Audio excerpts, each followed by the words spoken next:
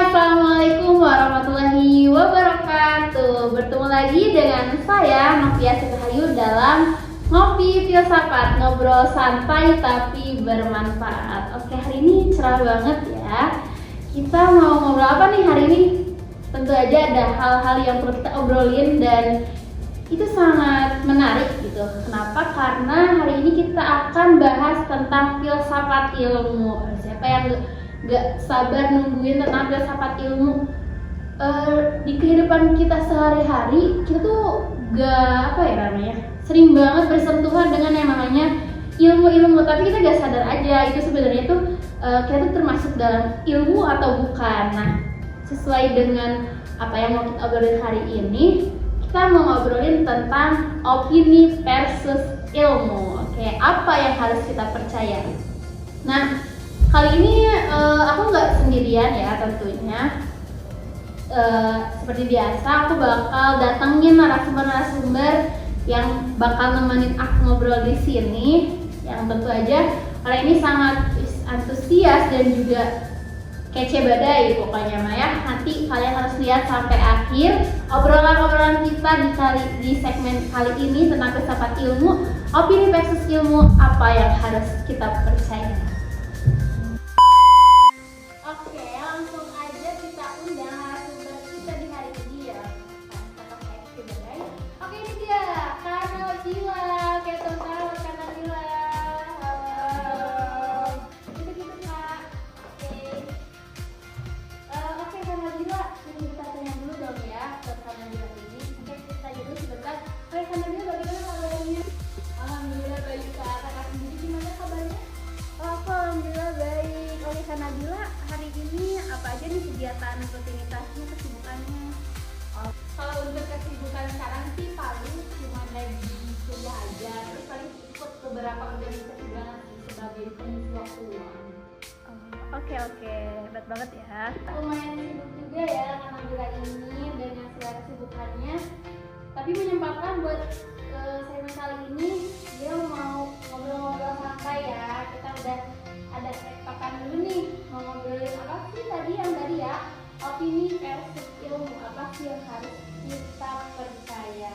Oke, Kak Nabila, apa sih menurut Kak Nabila itu tentang opini dan ilmu? Apalagi sekarang tuh banyak banget hoax yang beredar gitu ya, apalagi yang viral-viral, terus kan pokoknya segala macam lah gitu. Boleh kan Kak Nabila berbagi ilmunya, jadi saya ini sangat suka. Kita dengerin Kak Nabila ya. Nah, ini terima kasih juga ya buat Teknologi gitu udah mengundang saya ke podcast ini dengan tema yang sangat menyenangkan gitu tentang ilmu versus opini. Karena kan memang tema ini tuh benar-benar udah kita rasakan ya di zaman ini. Apalagi memang sekarang banyak orang-orang yang berumur gitu ya, berhubungan HP itu gampang terbawa opini. Nah, karena kan kayak gini ya, misalkan antara ilmu dan opini. Kalau kita mau membicarakan tentang ilmu, kita harus tahu kan antara sumber, dari mana didapat datanya, dari mana kita bisa berbicara tentang ilmu itu. Sedangkan kalau opini itu benar-benar pendapat dari orang itu. Nah, misalkan gini, kita tahu kalau minuman manis itu merusak gigi dan merusak kesehatan kita.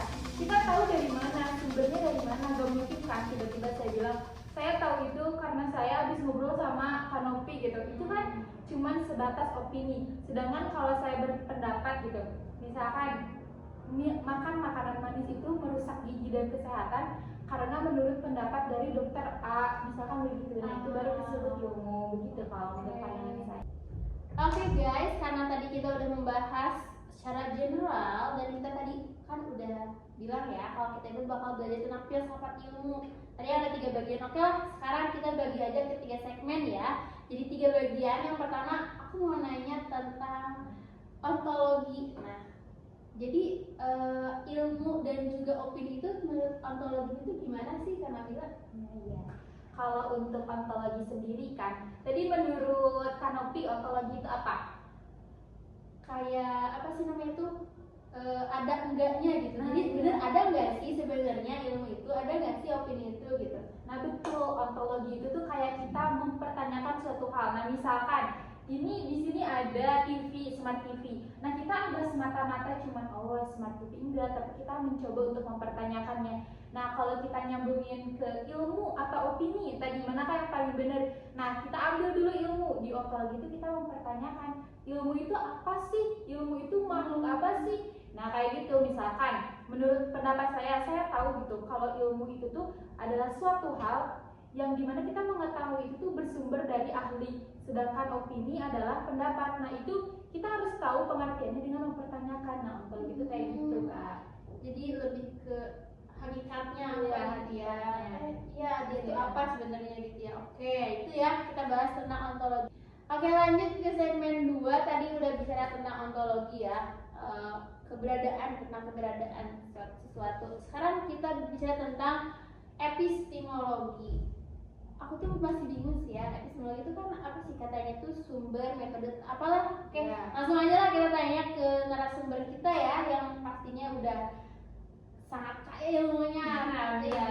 Oke, gimana sih Kak Nabila tentang opini dan ilmu dari sisi epistemologi?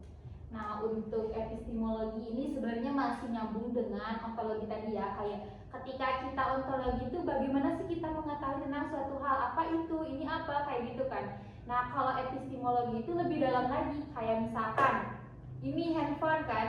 Nah, ketika kita mengetahui handphone ini, kita harus tahu itu bersumber dari mana, metode pembuatannya itu kayak gimana. Nah, misalkan aku juga seorang penulis atau aku penyuka buku deh, kita ambil contohnya ya. Aku penyuka buku, penulisnya itu Tenopi gitu. Tapi aku nggak tahu kalau Kanopi itu adalah penulis buku ini misalnya. Nah, ketika aku membaca buku karya dia, aku nggak semata-mata cuman menyerap ilmunya, mengetahui bukunya, enggak gitu. Tapi aku harus mencari tahu dulu secara epistemologi.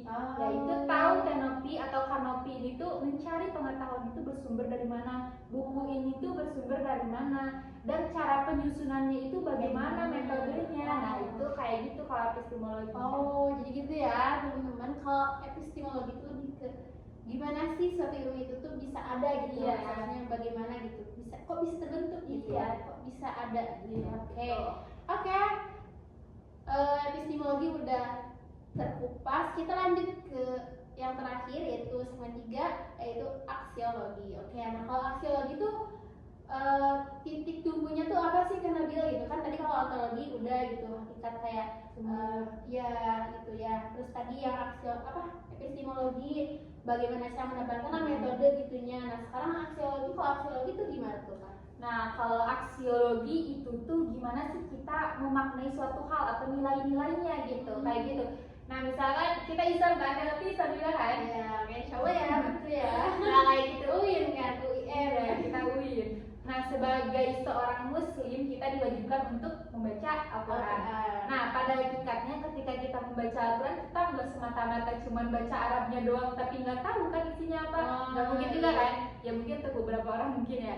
Tapi kalau kita memandang dari segi filsafat gitu, kita tuh harus mencari tahu nilai-nilainya. Apa sih yang terkandung di buku itu? Apa sih nilai-nilai yang ada di dalam Al-Quran itu? Misalkan di dalam Al-Quran itu tuh kan mengandung nilai-nilai hakikat kebaikan, keburukan, dan hukuman atas apa yang kita perbuat dan juga balasannya. Nah, itu nilai-nilai yang didapat. Nah, itu cara kita memandang dalam kehidupan sehari-hari dari aksiologi itu.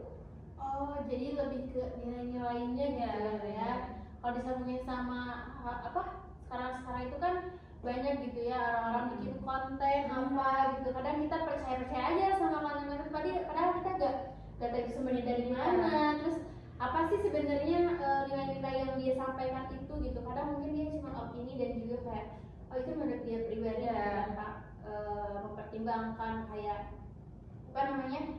kejelasannya, terus dari segi objektivitasnya secara empiris tidak terbukti ya. Jadi kita kayak ke bawah arus aja gitu. Yang penting yang viral-viral oke kita ikut aja gitu. Padahal kan memang harus juga kayak gitu ya. Tadi juga kita memaknai antara ilmu dan opini. Kalau kita melihat dari sisi filsafat ilmu yang ontologi, aksiologi, epistemologi gitu. Misalkan kita melihat konten yang dia tuh cuma ngomong kayak ini kita harus pakai kunyit nih buat muka kayak biar putih misalkan. Tapi dia enggak mencantumkan sumbernya dari mana, enggak mencantumkan bukti nyatanya, enggak mencantumkan kayak sebenarnya dia tahu itu tuh dari mana sih, atau cuman dia tahu karena dari orang tuanya misalnya, nggak cuma kayak gitu kan. Nah oleh maka dari itu kalau kita memandang dari segi filsafat ilmu, ketika kita nemu konten, apalagi broadcast yang di WhatsApp ya, suka ada kan kayak misalkan jangan pilih Anis karena Anis itu gitu net banget gitu, nggak boleh asal percaya ya, tapi kita harus mencari tahu. Yang pertama tadi ontologi, apa sih itu tuh, apa sih pendapatnya dari mana sih. Terus yang kedua tadi epistemologi, kayak kita tuh bersumber dari mana sih, itu kan tiba-tiba ada berita kayak gitu. Nah terus yang terakhir yaitu aksiologi, nilai-nilainya juga harus ada kayak gitu kan. Ya, karena kan kadang opini itu cuman kayak asumsi dia aja gitu, tidak memikirkan kepentingan umum tapi kepentingan diri sendiri ya, biasanya kayak gitu. Nah jadi kita benar-benar harus memaknai apa ya, meskipun terkesan berat ya, filsafat itu ontologi, epistemologi, aksiologi, tapi sebenarnya kalau misalnya kita udah mengerti dan paham hakikatnya itu kayak ya kita mengalir gitu, bahkan kita gak terbawa arus yang viral-viral lah, gini-gini. Kita yang penting aku famous gitu, aku ikut ini, padahal kan ternyata itu bukan sebuah ilmu yang harus kita apa namanya itu percayai gitu. Itu hanya opini belaka. Jadi intinya kita ya gak apa-apa gitu ya dengerin opini-opini, cuman kita ya harus tahu kebenarannya juga ya Kak, betul ya. Oke. Harus jadi pembaca yang bijak deh. Nah betul. Itu yang mana juga ada kata-kata gak sih Kak buat penonton kita yang ngopi filsafat ini? Apa dong? Mungkin closing statementnya Ya, closing statement ya. Kita udah masuk statement yang terakhir lah ya. Tadi kan sudah ada prolog, terus bagian-bagian segmen-segmen inti. Nah mungkin sekarang closing statement dari Kak Nabila. Nah mungkin yang pertama-tama gitu, antara ilmu dan opini itu memang suatu hal yang penting banget gitu untuk kita tahu kita harus mengikuti yang mana gitu. Nah mungkin pesan dari saya gitu, sebagai readers atau sebagai penonton, ketika kita menemukan suatu hal, ketika kita memaknai suatu hal, kita harus menjadi orang yang smart gitu, smart reader. Karena ketika kita menjadi seseorang yang tidak mau mencari tahu, ketika kita menjadi seorang yang malas lah gitu mencari suatu hal, kita bakal tersesat dengan ilmu-ilmu yang salah, dengan pengetahuan yang salah. Kita akan tersesat kalau kita enggak memaknai segala hal, kalau kita enggak mencari suatu hal. Mungkin intinya jadilah pembaca yang bijak. Oke, tuh banget buat Kak Nabila hari ini. Seru banget kan teman guys semuanya yang nonton dimanapun kalian berada. Jadi tadi ya di underline juga, jadilah pembaca yang bijak. Nah apalagi kita di kalangan mahasiswa ya Kak, itu penting banget gitu membaca gitu.